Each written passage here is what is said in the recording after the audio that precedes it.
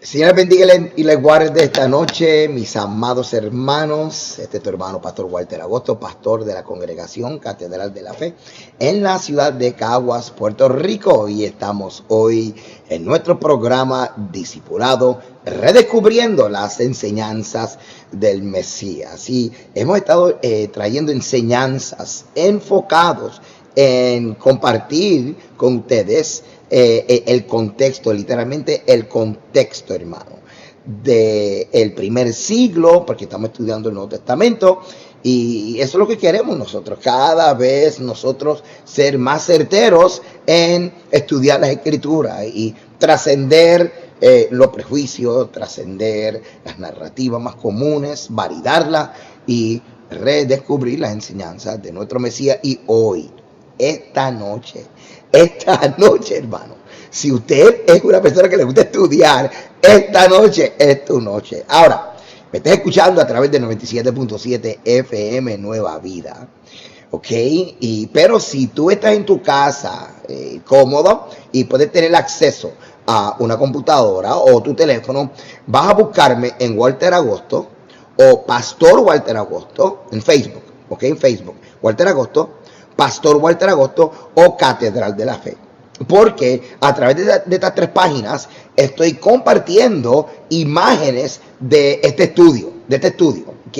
Pero si estás tranquilo en el tráfico, Dios mío, porque esa calle está un poco difícil esta noche y estás ahí en el tapón, ¿verdad? Pues nos acompaña porque siempre nuestro enfoque primordial es a cada uno de ustedes que nos están escuchando. Así que vamos rápidamente. Hemos estado hablando todos estos miércoles, hermano, todos estos miércoles, el tema que es el reino, y se habla mucho acerca del reino, mentalidad de reino, cultura de reino, relaciones de reino, el reino. Sin embargo, si nosotros no definimos el concepto reino en el contexto bíblico, legal, antropológico, histórico de las escrituras, puede ser que estemos nosotros desarrollando y aplicando un concepto que de vez en cuando, como decimos por ahí, cuadra en la exposición de la palabra, apoya el mensaje que estamos dando en el momento, pero no 100% necesariamente es legítimamente el contexto de la escritura. Y eso es lo que estamos haciendo aquí. Hermano, tenemos ya los programas están grabados. Si usted, este es el quinto, esta es la quinta parte.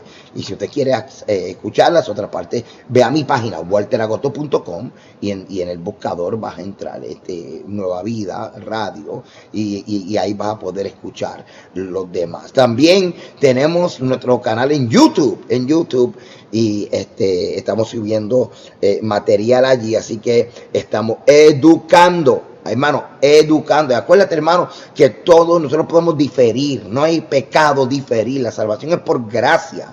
Y en la obediencia hay bendición. Podemos diferir, pero sobre todas las cosas, respetarnos. Sobre todas las cosas, respetarnos, porque estamos aprendiendo. Nadie se la sabe toda y nadie puede decir que tiene la verdad absoluta, porque si hace 10 años estamos diciendo que tenemos la verdad absoluta, hermano, pues entonces como que no la hace porque seguimos aprendiendo, y definitivamente, hermano, nosotros no somos Dios, solamente somos mensajeros, ¿ok? Así que vamos rápidamente a las escrituras, hermano.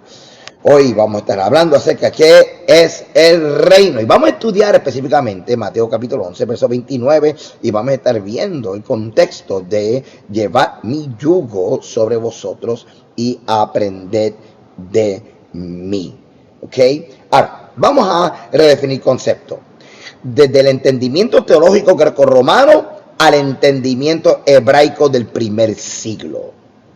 El yugo. ¿Qué es yugo? ¿Ok? Yugo usualmente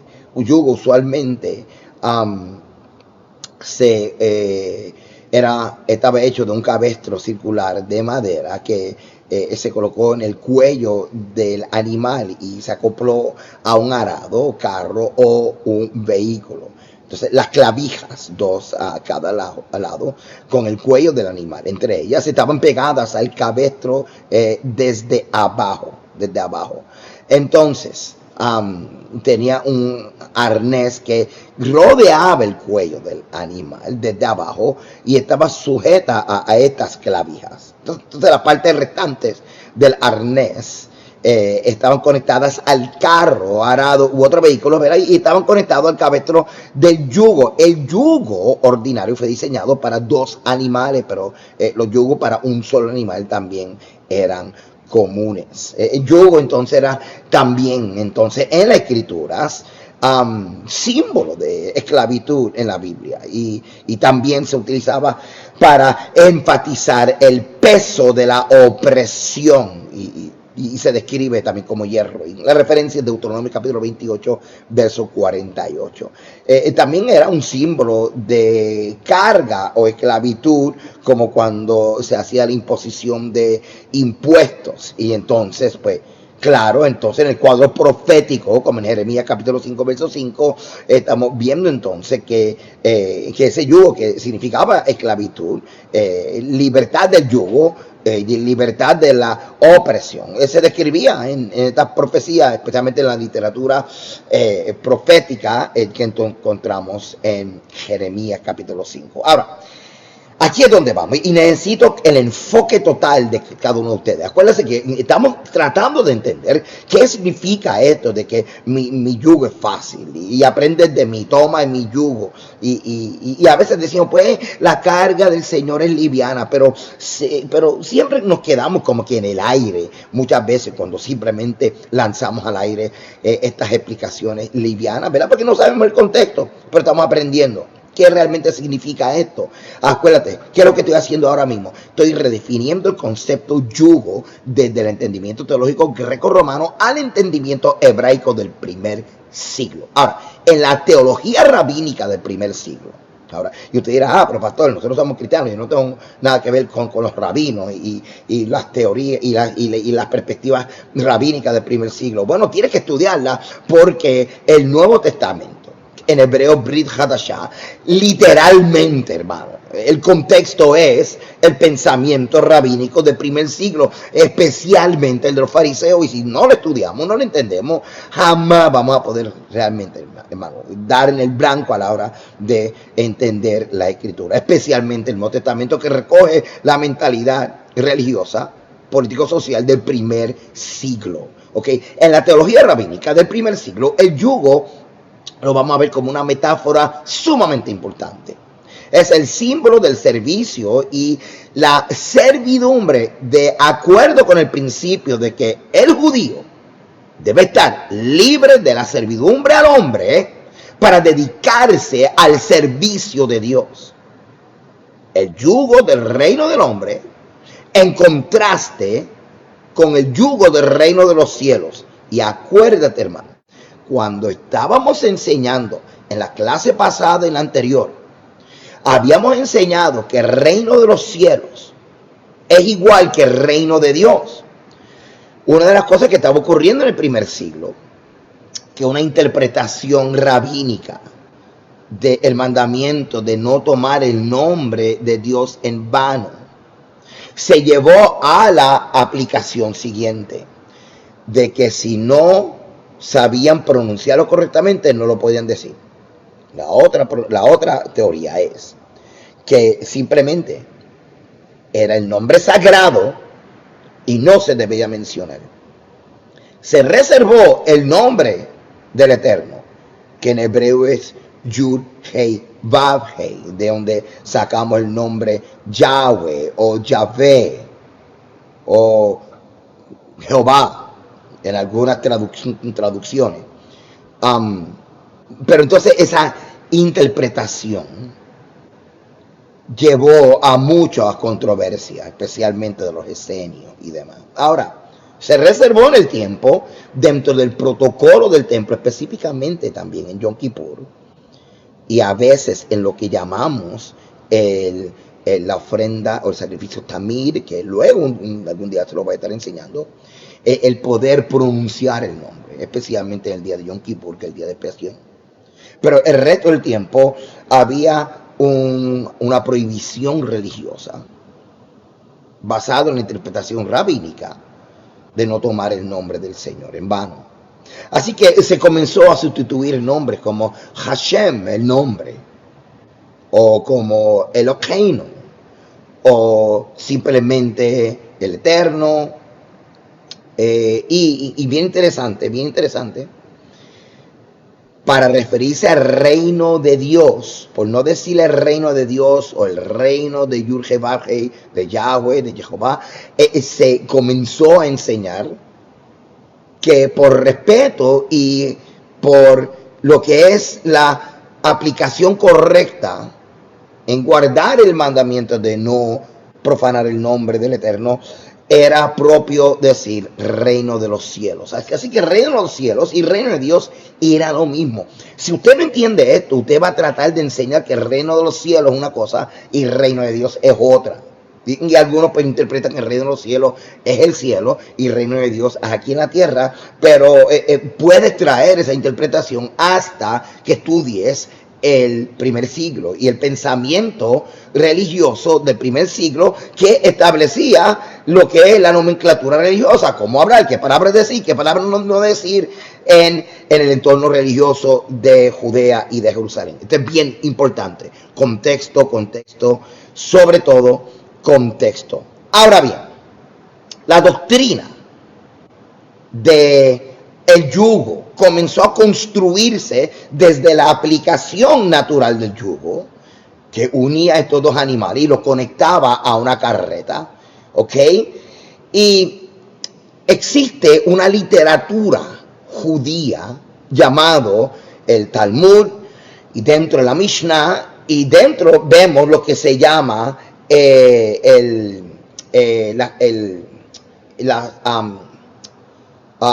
como las crónicas de los padres, Avot. Y en Avot 3.5 se cita a un rabino de finales del primer siglo. Y bien interesante, donde este rabino, Mehun Yahvé Hacaná cita lo siguiente: quien toma sobre sí el yugo de la Torá o el yugo de obedecer los mandamientos, le quita el yugo de gobierno y el yugo de las preocupaciones mundanas. Quien rompe el yugo de la Torá, o sea, de los mandamientos, le pone el yugo de gobierno o el de las preocupaciones mundanas. Ahora, ¿qué quiere decir esto? Esto es lo que quiere decir lo siguiente: que cuando tú aceptas el yugo, ahora acuérdate que la metáfora parte de la premisa de la función del yugo. El yugo estaba sobre los hombros del animal, te conectaba a otro animal y entre los dos arrastraban la carga. Entonces, lo que este rabino está diciendo es que la responsabilidad de obedecer los mandamientos es como la carga que se arrastra a través de el yugo que está sobre los hombros de un animal. Importante, porque necesitamos entender qué quería decir esta gente. Acuérdate que está la carga que se está arrastrando, está el yugo que está sobre los animales. Entonces este rabino decía: tú tienes uno de dos yugos, o el yugo que te hace libre de las cargas mundanas, que es cuando tú estás cargando el yugo de los mandamientos, o sea, la responsabilidad sobre tus hombros de obedecer los mandamientos, o sea, cuando tú aceptas la responsabilidad sobre tus hombros de tener un estilo de vida basado en los mandamientos. La persona que acepta tal estilo de vida está aceptando lo que se llama el yugo de los mandamientos, o en otras palabras, el yugo de obediencia a los mandamientos, lo que se llama el yugo a la Torá, el yugo al Pentateuco, el yugo a la Escritura, como tú lo quieras decir. Acuérdate que el yugo es lo que está sobre los hombros del animal, lo conecta con otro animal y entre los dos están arrastrando una carga.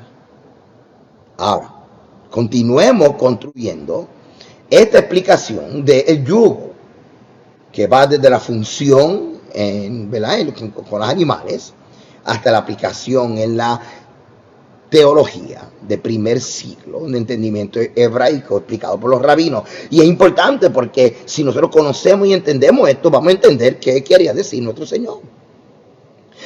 El yugo de la Torá, aquí, lo que significa también es la responsabilidad por estudiar los mandamientos. Ahora, cuando usted lee Deuteronomio capítulo 6, que dice que solamente a un solo Dios adorarás y amarás a Dios con todas las fuerzas de tu mente, toda la fuerza de tu alma, toda la fuerza de tu corazón, se enseña, en el primer siglo se enseñaba esto, hermano. Esto es importante porque una de las enseñanzas, nosotros lo compartimos aquí, se enseña que Deuteronomio capítulo 6 establece el compromiso del creyente en tomar lo que se llama el yugo de la Torá. Y se establece que por la mañana y por la noche tú lo vas a hacer y que tú se lo vas a enseñar a tus hijos. Que adorarás a un solo que Dios es uno. Y que le servirás y le adorarás con toda la fuerza de tu mente, de tu corazón, de tu alma. Entonces, en el primer siglo se comenzó a enseñar que ese verso en Deuteronomio se refiere a la responsabilidad de vivir en obediencia a los mandamientos. La frase, el yugo de la Torá, el yugo de la Torá, se refiere a Deuteronomio 6, se refiere a aceptar la responsabilidad sobre tus hombros de amar a Dios a través de los mandamientos con toda la fuerza de tu corazón, de tu mente y de tu alma. Estamos hasta ahí. Bien importante que podamos nosotros ver esto aquí. Ahora, vamos un poco más hacia adelante. Los discípulos de Yeshua, de nuestro Señor.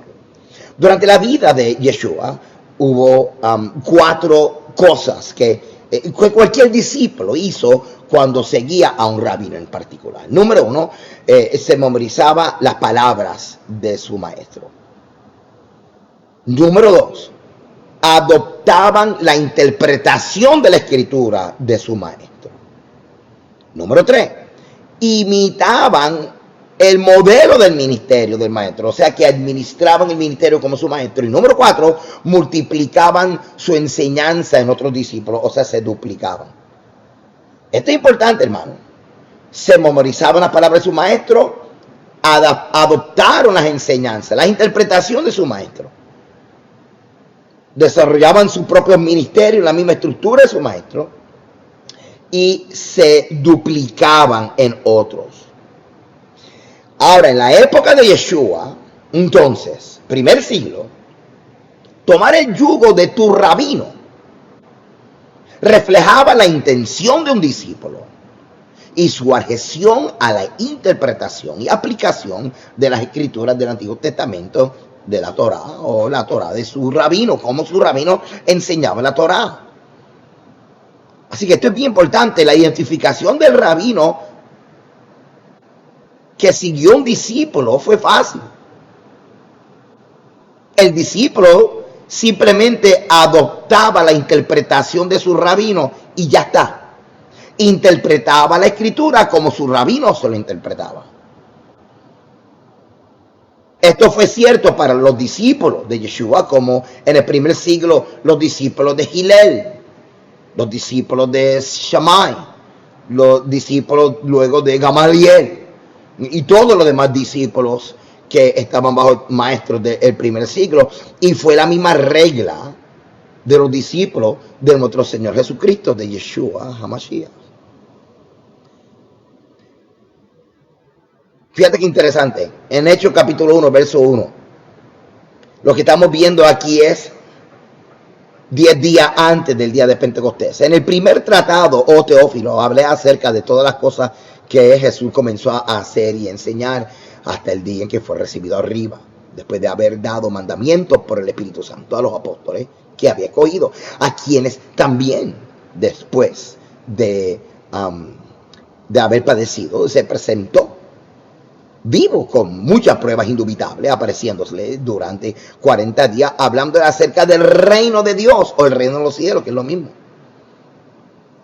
Continuamos. Hechos 1:4. Entonces, y estando juntos, les mandó que no se fuesen de Jerusalén, sino que esperasen la promesa del Padre, la cual les dijo: oíste de mí. Ahora, cuando nuestro Señor asciende, ellos suben a Jerusalén, al templo, a celebrar Pentecostés. Hechos capítulo 2 describe que ellos estaban orando, eran las 9 de la mañana, era lo que se llama la hora tercera, a las 9 de la mañana. Así que ellos estaban orando una oración que se llama la Midá. No lo dice, pero el contexto del templo te enseña qué cosas están orando, a qué hora. Así que ellos están haciendo esta oración y entonces son llenos del Espíritu Santo, comienzan a hablar en otras lenguas, en otros idiomas, y comienzan con el poder y la autoridad del Espíritu Santo a testificar que Yeshua resucitó y que es el Mesías. Esto es lo que está ocurriendo. Ahora, comienza entonces la proclamación del Evangelio o la buena noticia que Yeshua es el Mesías, que Cristo es el Mesías, ¿verdad que sí? Entonces, mira qué interesante. Primero viene 5,000 y después 3,000. Hay un avivamiento impresionante. Y la prédica es la continuación de lo que nuestro Señor estaba enseñando cuando estaba vivo. Cuando resucita, está 40 días enseñándoles del reino y ellos dan continuidad. Ellos no comenzaron a reinterpretar y a cambiar el mensaje, porque los discípulos de un rabino no está llamado para cambiar la interpretación que aprendió con el rabino. Los discípulos de un rabino, parte de su yugo o responsabilidad es el de enseñar la interpretación de su rabino. Así que los 12 discípulos, que son los 12 apóstoles, no vinieron a cambiar el evangelio, a cambiar el mensaje. Ellos, como buenos discípulos del Mesías, una de las cosas que los distingue es que ellos no daban una nueva o diferente interpretación. Ellos enseñaban la misma interpretación que aprendieron con su maestro. Y esto es bien importante, porque les voy a dejar con esta pregunta. ¿Estamos tú y yo enseñando lo mismo que enseñó nuestro Señor Jesucristo? ¿Estamos tú y yo viviendo lo mismo que Él vivió con sus discípulos? ¿Estamos tú y yo enseñando y viviendo los mismos mandamientos? ¿O nosotros a través de los años, la historia ha sido testigo de nosotros comenzar a reinterpretar la palabra del Mesías? Algo para considerar. Porque una de las distinciones de los discípulos de Cristo o discípulos del Mesías es que no reinterpretaban o no cambiaban la interpretación, sino que ellos enseñaban la misma interpretación de su Mesías. Amado, se me acabó el tiempo y sé que esto está bueno. Y voy a seguir la próxima semana. Búscame en walteracoto.com, en mi página en YouTube. Hay un montón de enseñanzas y estamos aquí con ustedes todos los martes. Así que el próximo martes continuamos con esta enseñanza de qué es el reino y el contexto del yugo del Mesías. Será hasta el martes. Acuérdate, salvación es por gracia y la obediencia es bendición. Shalom.